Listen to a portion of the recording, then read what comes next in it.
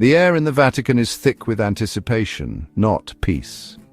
A sense of profound transformation hangs heavy, a feeling that something significant is about to unfold within these ancient walls. It's a moment of pregnant possibility where the echoes of the past resonate with the whispers of the future. Sunlight streams through the apostolic palace, casting long shadows and illuminating hidden corners. The light dances across priceless artworks and gilded surfaces, a silent witness to the events that have shaped the course of history, illuminating corridors that have seen centuries of history. Each stone, each fresco, each carefully placed artifact tells a story of power, faith, and tradition. These hallways have been walked by popes, saints, and scholars, all leaving their indelible mark on the Vatican's legacy. Today, the silence is deeper, a pause before transformation.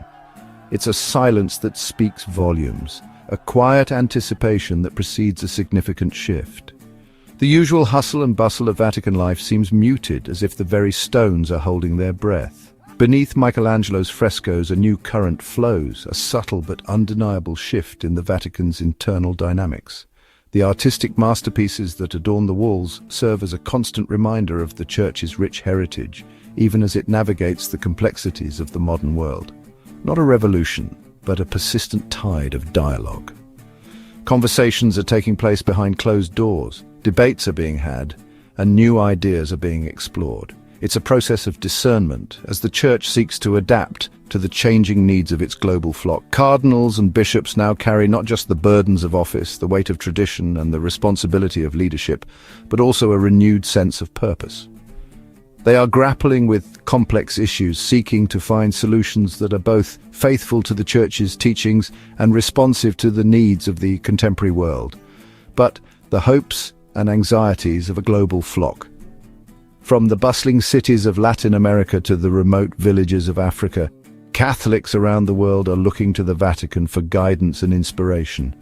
Their voices are being heard, their concerns are being addressed, and their experiences are shaping the Church's future. Synodality, listening, walking together. These words are spoken with new urgency. They represent a commitment to a more inclusive and collaborative approach to governance, where all members of the Church have a voice. It's a recognition that the challenges facing the Church are too complex to be solved by any one individual or group.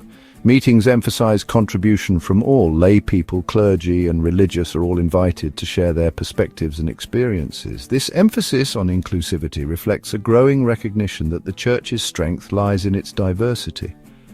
Letters from distant dioceses are now central to conversation. These missives, filled with stories of faith, hope, and struggle, provide valuable insights into the realities of life for Catholics around the world. They serve as a reminder that the Vatican's decisions have a profound impact on the lives of ordinary people. The Vatican's structure is revealing a more human architecture, one of relationships and shared responsibility. The rigid hierarchies of the past are giving way to a more collaborative and egalitarian model, where respect and understanding are paramount. The future is being woven from tradition and bold vision. The Church is not abandoning its roots, but rather drawing strength from them as it charts a new course for the future. It's a delicate balancing act, requiring both wisdom and courage. The Holy Father, in solitude, contemplates this intricate tapestry. He carries the weight of the world on his shoulders, seeking divine guidance as he navigates the complexities of his office. The papacy is rediscovering its rootedness, its connection to the people and the Spirit. It's a recognition that the Church's authority ultimately derives from its relationship with God and its service to humanity. The leader is never truly alone. He is surrounded by brothers, supported by the faithful, and guided by the Spirit. These are the pillars upon which the Church's future is being built. Change is palpable in small things, in the way people interact, in the language they use, and in the priorities they set, signaling a shift in authority. It's a move towards a more decentralized and participatory model of governance, where power is shared and decisions are made collectively.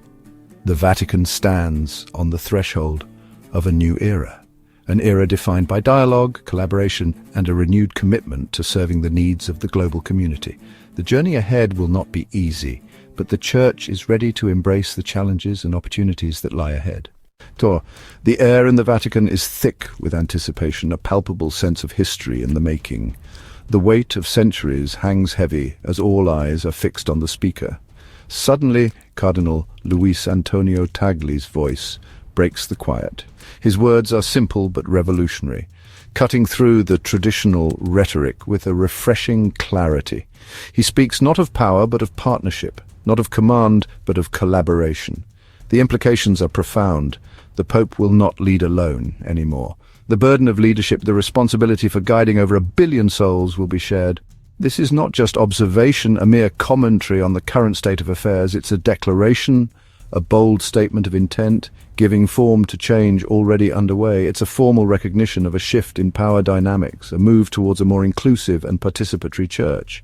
The unspoken becomes spoken, gaining momentum that cannot be reversed. The hushed whispers in the corridors of power now echo with a newfound confidence. These words echo through the Vatican, resonating within its ancient walls, and across continents carried by the digital winds, reaching every Catholic home. From bustling city parishes to remote rural chapels, the message spreads. For many, it's hope fulfilled, a long-awaited answer to prayers for a more inclusive and responsive church. For others, a challenge to tradition, a disruption of the established order that has defined the church for centuries. But for all, regardless of their personal views, it's a signpost. A significant turn lies ahead, a fork in the road that will determine the future direction of the Catholic Church. This is not about secular power sharing, a political maneuver to consolidate influence, but about the Church's very nature, its fundamental identity as a community of believers. The Pope's unique office is affirmed. His role as the successor of Peter and the Vicar of Christ remains central. But so is the truth that the Church is the people of God, a diverse and vibrant community united by faith and love. A body cannot function if the head is disconnected from the limbs, if the leadership is isolated from the lived experiences of the faithful. Tagle's declaration calls for unity and shared responsibility, a recognition that the challenges facing the Church require a collective response. Historically, the papacy has shifted between centralization and collegiality, a pendulum swinging between different models of governance. This moment closes one chapter and opens another, signaling a significant departure from the past. Moving away from monarchy toward rediscovery, a renewed emphasis on the shared mission of the Church. It's a quiet revolution, a return to ancient ways, to the early Church's emphasis on community and shared leadership. The Church is embracing a path long present, now newly traveled, a journey towards a more collaborative and inclusive future. Tagle's words are prophecy, challenge, and affirmation all at once. The challenges of today, secularism, poverty, conflict, are too great for one man alone. The Pope is no longer a solitary figure, but a shepherd among his flock. This strengthens, not diminishes, the papal office. It calls clergy and laity to step up, ending clericalism and fostering shared leadership. The synodal process begun by Pope Francis embodies this vision, a global consultation, listening to all voices. The future is built on mutual trust and shared responsibility. Collaborative leadership is ancient, not new. The Acts of the Apostles show early leaders gathering, praying, and deciding together.